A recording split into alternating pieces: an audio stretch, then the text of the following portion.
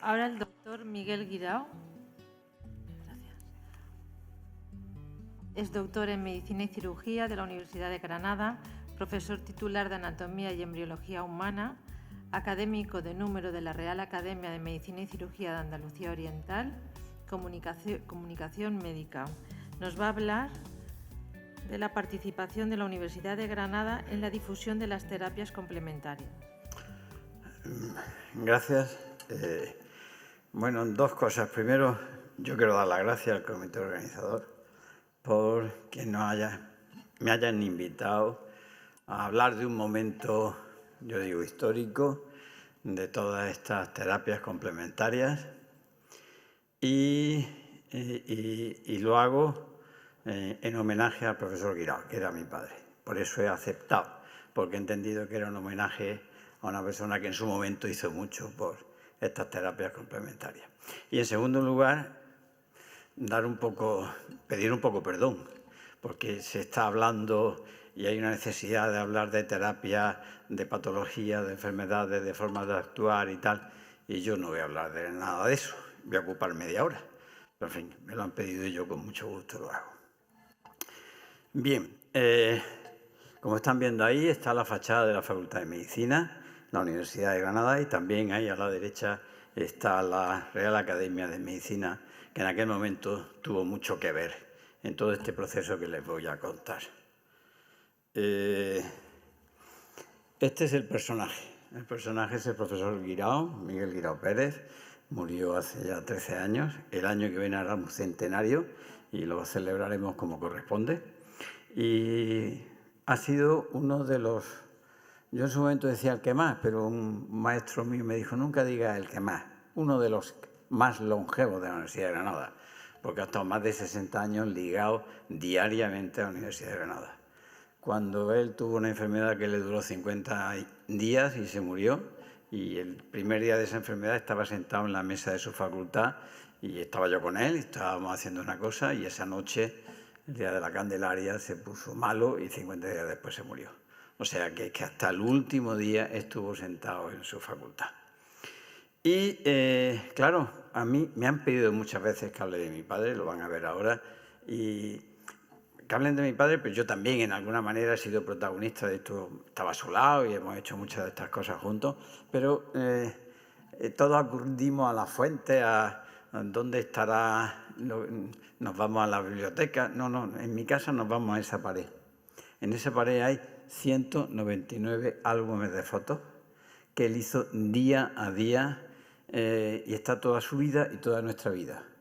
Ahí están sus nombramientos de doctor honoris causa, pero ahí están también las novias que tuvo mi hermano Ramón. Ahí está todo, está absolutamente todo. Entonces, cuando a mí me pidieron que yo hablara, yo siempre cojo los álbumes, cojo mi móvil. Ahora verán que mi móvil no es demasiado bueno. Voy haciendo fotos y voy montando la charla. Por tanto, eso lo van a ver ahora. Ahí está el protagonista delante de sus álbumes, de lo que él se sentía muy orgulloso. Yo recuerdo las navidades en mi casa, que era mi padre metido dentro de su despacho, el suelo lleno de papeles recortados y botes enormes de pegamento y medio que había en aquel momento. Eran unos botes muy grandes, unos tubos muy grandes, y ahí estaba y se pasaba la semana. Por tanto, ahí está la historia de mi familia. En la Facultad de Documentación de la Universidad de Granada se ha dicho que hay 2 archivos privados de incalculable valor y que hay que preservar. Ese archivo lo va a digitalizar la Universidad de Granada, y han dicho que uno es el de Seco de Lucena y otro es el de Miguel Guirao. Y ahí está lo que yo les voy a contar.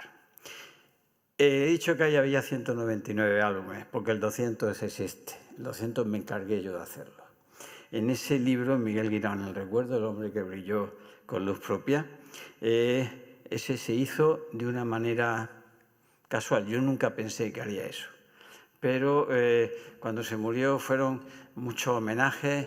Mi madre dice que fue a 17 funerales por mi padre, que se dice pronto. Y en un momento dado mis hermanos me preguntaron, oye, Miguel, ¿tú qué vas diciendo por ahí de papá? Y yo le dije, no os preocupéis, que yo preparo un dossier. Y cuando empecé a recoger todo lo que se había dicho de mi padre, en aquel momento me salió ese precioso libro que fue un homenaje que le hicimos a él. Ahí escriben más de 60 personas. Yo nunca pedí nada de esos capítulos, jamás pedí nada. Eso se había publicado. Yo lo que hice fue recoger y ponerlo bonito, ponerlo en ese libro. Cuando uno ve ese libro, ven todas las firmas que están, pero al final se me ocurrió decir, hombre, si este es el final de mi padre, si este es el álbum 200, voy a poner el currículum. Y me fui y busqué su currículum y me encontré que él ya había comentado su currículum. Entonces, porque yo lo que quiero hoy es que él hable. Todo va a ser lo que él dijo en su momento. Va a hablar él. Y en ese momento, cuando habla de las reflexiones de su currículum, empieza diciendo, en el papel lo tengo, estoy solo en casa, mi mujer se ha ido a ver a su tía África. Y ahí comienza a escribir. Bueno, y eso es lo que yo voy a hacer. Casualmente, donde estamos hablando, casualmente esa cátedra que él hizo en el año 51 y después repitió en el año 55, su tema de cátedra, de un catedrático de anatomía en aquel momento, fue anatomía de la emoción. No era un nervio, no era una parte del cuerpo humano, no era una actividad embriológica, fue la anatomía de la emoción. Tan atrevida era entonces que mi abuelo era también catedrático de anatomía, pero un catedrático de anatomía de los clásicos, pues se asustó enormemente. Dice, me advirtió reiteradamente que podía perder la oportunidad que me preparara un tema de anatomía clásica para no correr riesgo alguno. Y yo le contestaba diciéndole que si en algún tema me sentía seguro, con una anatomía moderna capaz de exponer con brillantez y defenderlo con ardor en la trinca, las famosas trincas de aquella época, era esa de una visión casi futurista del sistema nervioso. En el año 55 el profesor Guirao sacó la cátedra hablando de anatomía de la emoción. Pero él fue un anatómico que se formó como se tenía que formar. Se fue a Uppsala, recién terminada la Segunda Guerra Mundial, me contaba que pasaba por ciudades que estaban absolutamente devastadas y se fue a Uppsala, que no había estado, y allí hizo una magnífica preparación anatómica. Llega a la Facultad de Medicina de Granada y lo ven en su primera orla y ahí lo ven casi al final de su actividad académica. Y yo estuve a su lado. Yo entré en la carrera en el año 74 y yo lo que quería ser era profesor de anatomía. Hice la carrera de medicina, pero cuando había que hacer unas prácticas de medicina y tal, yo me iba al departamento de anatomía, que era donde me encontraba a gusto y donde yo trabajaba a gusto a su lado. Fíjense, esa es una foto del año 60 en donde mi padre siempre me contó que el profesor Rojas, que era el catedrático de psiquiatría en aquel momento, se lo encontraba por el pasillo, le echaba la mano por el hombro y le decía, Miguel, ¿has encontrado ya el núcleo de la emoción? Y mi padre decía, don Luis, estoy a punto. En fin, era muy, muy controvertido en aquel momento hablar de estos temas, ¿no? Aprendí de mi maestro, Miguel Guirao, que está ahí, y una anatomía rigurosa, que me da un reflejo aquí, por eso me estoy moviendo. Pero he de confesar la inmediata influencia que tuvieron en la orientación de mi preparación estos dos libros. El libro de Neuroanatomía del profesor Escolar, que estuvo en Zaragoza, estuvo en Granada, y de Granada se vino a Zaragoza, y se trajo un hijo granadino, que por eso se llama Juan de Dios Escolar, por San Juan de Dios de Granada, y mi padre fue discípulo de su padre, pero la tesis doctoral se la dirigió el profesor Escolar. Y luego también le influyó mucho el cerebro interno de Ross Carballo. En esos dos libros él fundamentó su buena preparación. Pero como digo, catedrático de anatomía, rodeado de sus alumnos, tenía una faceta muy peculiar, que fue un magnífico dibujante, que terminó en unas preciosas acuarelas que él hizo. Esa acuarela, si ven abajo, pone Sociedad Anatómica Española, la hizo en el cincuentenario de la Sociedad Anatómica, porque mi padre inventó la pintura clónica. Ponía 50 papeles y hay que pintar el pájaro, hay que pintar eso, y al final cada uno se llevó un un dibujo de la Alhambra en ese cincuentenario de la sociedad. Bueno, entonces, en ese libro que le he dicho, digo, bueno, voy a ver el currículum de mi padre, y me encontré el currículum de esa vida. Y digo, ¿habrá algo que tenga que ver con ustedes, con los temas que están tratando ahora? Y dije, bueno, lo voy a subrayar de amarillo. Y cuando subrayé de amarillo, dije, madre mía, sí que estaba dedicado a esto. Ahí aparece la sofrología, la homeopatía, la medicina naturista, la neuropsicobiología, la medicina... todo. Ahí estaba todo. Y no me digan si eso es un currículum de un catedrático de anatomía. En absoluto. Me parece un catedrático de anatomía muy peculiar y único, diría yo. Y he subrayado un poquito aquí en rojo porque llegó a plantearse y desarrollamos un curso de doctorado que se llamaba Neuropsicobiología, la integración de todo lo que estamos diciendo. Pero era una persona muy peculiar porque el currículum, en los álbumes, cuando pegaba las cosas, las pegaba comentándolas. Como anécdota les diré que no sé yo lo que pondría si viera el cartel de este congreso. Si se dan cuenta, falta una D. Entonces, seguramente él sacaría un chascarrillo y diría, aquí hay un lenguaje subliminal, ya se inventaría algo, pero eso no pasaría inadvertido por él, ¿no? Efectivamente, la aparición de la sofrología, estamos hablando del año 75, fue una verdadera revolución tan sorprendente como mi propia carrera de sofrólogo. De alumno en un curso básico a presidente de honor de un congreso mundial en solo 6 meses. ¿Que no se lo creen? Lean. Y ahí está con el doctor Caicedo. Cuando entraba en una de estas corrientes, digamos, siempre se codeaba con los personajes importantes. Ahí está con Alfonso Caicedo y aquí está su nombramiento de doctor honoris causa de... Pero la sofrología, él cuando llegaba, sofrología, homeopatía, todo, él se hacía los cursos, él no llegaba allí... No, primero se remangaba, se hacía el curso y luego intentaba ponerle las bases a todo lo que estaba él estudiando. Entonces, ahí tiene ese dibujo y termino escribiendo este libro, que en la sofrología, Anatomía de la Conciencia, fue un libro extraordinario. Y luego hicimos una segunda edición, que fue Anatomía de la Conciencia. Empezamos a dar, junto con el doctor Cardeña, que está aquí, que será el próximo que hable, hicimos la Escuela Andaluza de Sofrología, en la clínica, pero siempre estábamos amparados por la Real Academia de Medicina. Mi padre era el presidente de la Real Academia de Medicina. Y mi padre, se suele decir que era castiza, mi padre no le chistaba a nadie en la facultad. Y se permitió el lujo de que en la Facultad de Medicina durante una serie de años se daban cursos, se daban másteres, se daba todo tipo de enseñanza de sofrología, de homeopatía, de medicina naturista, de medicina tradicional china, de acupuntura, de todo se daban en la aula. Porque él decía que en vez de decir veniros aquí, contarme, vamos a sentar las bases científicas para que no digamos que eso...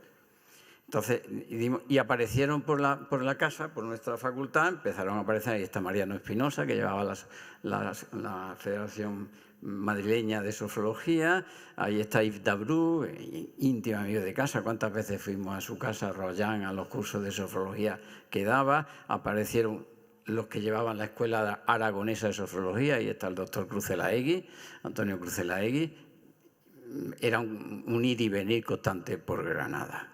Y mi padre en aquella época, en todos los periódicos, hablaba de sofrología, en aquel momento era lo primero que había llegado.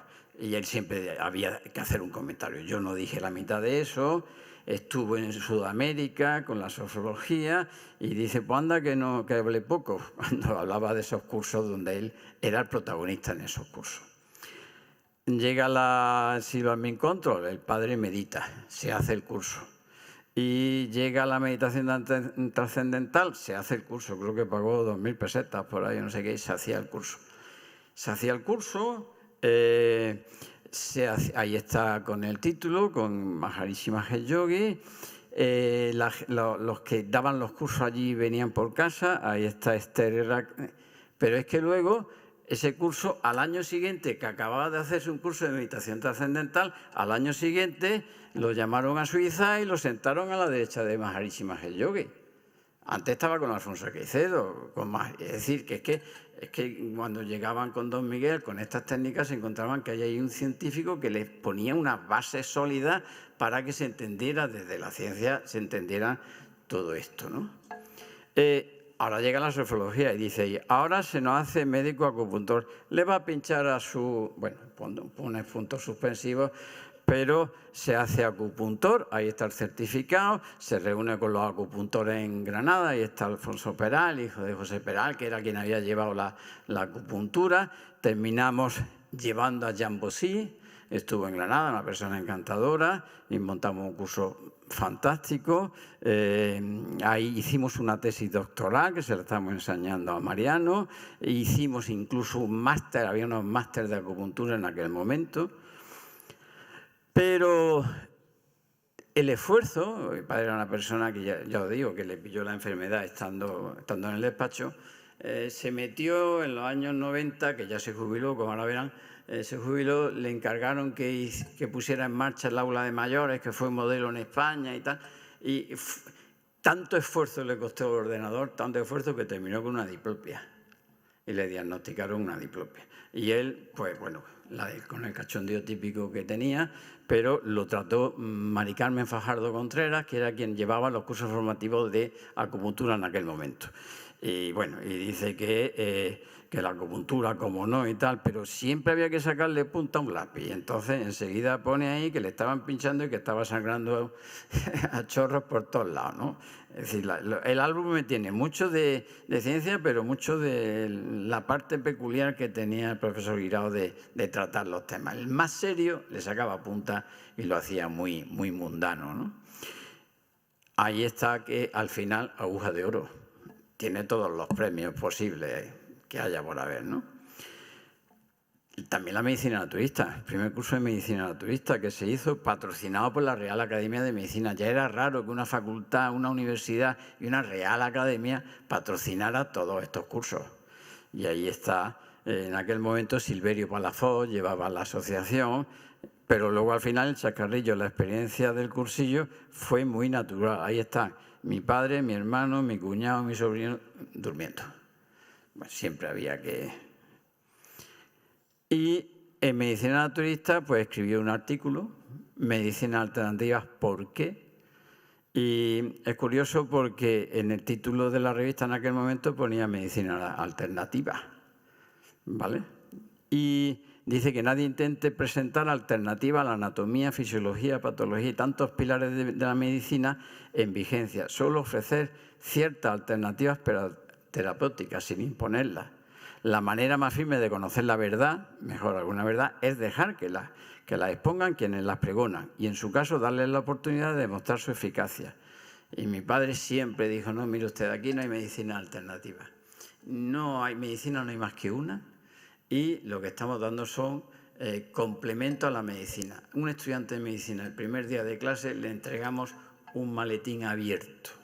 Y ese estudiante de medicina, a lo largo de su carrera, empieza a llenarlo de cosas.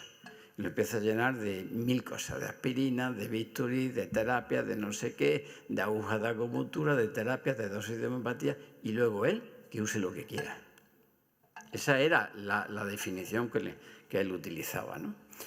Pero bueno, Natura Medicatrix, no sé si alguien le dijo, y cambió, y ahora puso ahí, no lo veo bien, pero dice alternativas sanitarias. Bueno, sigue manteniendo la palabra alternativas, pero ya cambió lo de medicina. También homeopatía.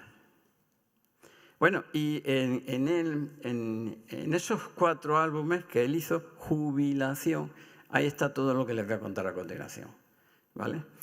Y en esos años, mi padre se ha jubilado, mi padre le dan que diga el discurso de inauguración del curso de la Universidad de Granada, que es un discurso importante, el discurso de San Lucas, el patrón de medicina, en fin. En aquellos años mi padre le hicieron ideal de honor, bueno, medalla de oro de la universidad, lo más grande. Y él dice por ahí, dice, por eso yo termino pidiéndoles comprensión para este discurso anatómico que concluyo. Comentarios sobre una anatomía que a mí me parece enriquecida desde la que recibí de su padre, pero que debe ser ridícula ante la verdadera. organizamos el universo del cuerpo humano, un simposio homenaje donde reunimos a los acupuntores, naturistas, homeópatas, sofrólogos, el Instituto de Neurociencia Federico Lori, y todos ellos le hicieron ese homenaje. Y aparecieron una serie de personajes principales de todas estas disciplinas. Ahí estábamos reunidos y he puesto estas fotos porque Jorge Luis no lo va a ver, pero ahí está Jorge Luis, que siempre fue un asiduo nuestro. Jorge Luis es hijo de uno de los más íntimos amigos de mi padre, como hermanos. Carlos Molina y mi padre fueron, y Jorge Luis siempre estuvo por casa. Y bueno, ahí está Jorge Luis, que es el que se ha empeñado realmente y al que le deseamos una pronta recuperación, porque el pobre este congreso, en fin. Bien, ahí estuvo la medicina naturista. En aquel momento Ángel Mariano Sanz dio una charla preciosa. También ahí Mari Carmen Fajardo Contreras por acupuntura dijo una cosa preciosa. Dice, en primer lugar hemos de considerar la figura del profesor Guirao, que con su inquietud y su constante entusiasta labor en pro de una concepción humanista del individuo ha encuadrado materias como las que acabamos de abordar dentro del marco universitario. Sin despojarlas de sus concepciones básicas, integrales y holísticas, ha contribuido a aportarles el carácter científico y a dotarlas de la rigurosidad docente con la que estas materias sanitarias han de ser contempladas. Y dice también, cuando a cierto maestro búlgaro se le preguntó el por qué en Egipto existían las pirámides, este contestó que se habían construido porque allí no había montañas. En acupuntura, homeopatía, medicina naturista y sofrología, tampoco aquí había montañas, pero la obra del profesor Guirao es una pirámide construida a lo largo del tiempo que dimensiona al hombre hacia el aspecto cósmico. Y le regaló, y en mi casa está, una pirámide preciosa. Silverio Palafox, que en aquel momento era el presidente de la Sociedad de Médicos Naturistas, dio cursos también allí. Y mi padre al final comenta que la sofrología me hizo ver los caminos de una corporalidad interior sobre la que apenas había reparado y a la que desde luego nunca hubiera sabido acercarme, conociendo senderos y sentidos interiores enormemente enriquecedores. La acupuntura me hizo revisar y modificar profundamente el concepto del sistema vegetativo, porque es admirable aprender los desconocidos caminos que la energía vital puede seguir en el hombre para tan sorprendentes efectos. La homeopatía me ha llamado extraordinariamente la atención, no solo por su peculiar manera de actuar, sino porque se aproxima a la naturaleza del hombre de una manera singular, que me ha enriquecido notablemente, haciendo un puente por donde todas las naturalezas se hacen una en su esencia energética. Y la medicina naturista, en fin, ha sido como la culminación o la síntesis de todo. Me ha aproximado al hombre sencillo, viviendo y disfrutando en armonía con los demás creados, siguiendo leyes únicas de la naturaleza en las que todo hombre está inmerso, porque están escritas también para él. Claro, todos los médicos, todos los sofrólogos, todos los acupuntores quisieron también homenajear a mi madre, porque claro, todo esto, siempre hay una señora sufridora en casa con 7 niños, con 2 primas, en fin, no os puedo contar. Y el doctor Cardeña, que está ahí, o que estaba, pues le regaló en casa, en la terraza, yo esta foto la cogí el otro día. Si miramos con atención a un hombre genial, encontramos siempre la labor callada, paciente y vivificadora de una maravillosa mujer, de los médicos acupuntores, homeópatas, naturistas y sofrólogos. En la clausura de ese seminario tuvimos la visita estelar que lo acaban de citar. Ahí estuvo don Pedro Laín Entraco. El aula magna de la Facultad de Medicina, me dijo consejero, jamás la había visto tan llena. Estaban todos los pasillos llenos, sentados en los pasillos. Había un atrio posterior y había gente en el pasillo que ni les cuento. Hacia una teoría integral del cuerpo humano, nos habló don Pedro Laín Entraco. Y en los periódicos salieron los reportajes. No hay medicina alternativa, sino solo una, que es la que se enseña en la Facultad de Medicina. Y todo esto tendría que estar en la Facultad de Medicina. Y el rector dijo, también puso en valor la trayectoria universitaria, pero además hoy nos ofrece una nueva apuesta, una faceta que ha evolucionado desde lo particular de la anatomía y la embriología hasta lo general del hombre, desde lo público de lo universitario y social hasta lo íntimo de lo personal. Y hoy nos aporta una síntesis de caminos. Voy a acabar con esto. Esto es la primera vez que se ve después de 33 años. Esto es la transparencia que usó mi padre en su última clase que dio en la Facultad de Medicina de Granada. Luego ni con aceite hirviendo lo echamos, pero en el año 90, en septiembre del año 90, se tuvo que jubilar y se fue. Por cierto que se jubiló cuando adelantaron la jubilación a los 65 años. Luego lo pasaron a los 70 y a mi padre siempre tuvo un cabreo enorme, le habían quitado 5 años de actividad académica. Pero bueno, esa transparencia es donde él empieza hablando, y yo este concepto lo hemos utilizado mucho. Él hablaba de el hombre reflejo, si hablamos de la médula espinal, si hablamos del tronco del encéfalo, si hablamos del eje hipotálamo hipofisario, si hablamos de la corteza, si hablamos de la afectividad, el hombre reflexivo, el hombre intelectual, intuitivo, pom, pom, pom, pom. Y a él este árbol le llevaba a Dios. Y por eso su documento final fue este libro, que fue El cuerpo humano y su emergencia. Por lo tanto, yo creo que la vida que tuvo mi padre al final fue una vida riquísima y yo siempre, cuando acabo esta foto, para ver los años, él se quedó de lo que hizo, siempre hicimos esta foto que está como brindando, diciendo, he triunfado. 3 meses después de esa foto se murió. Muchas gracias.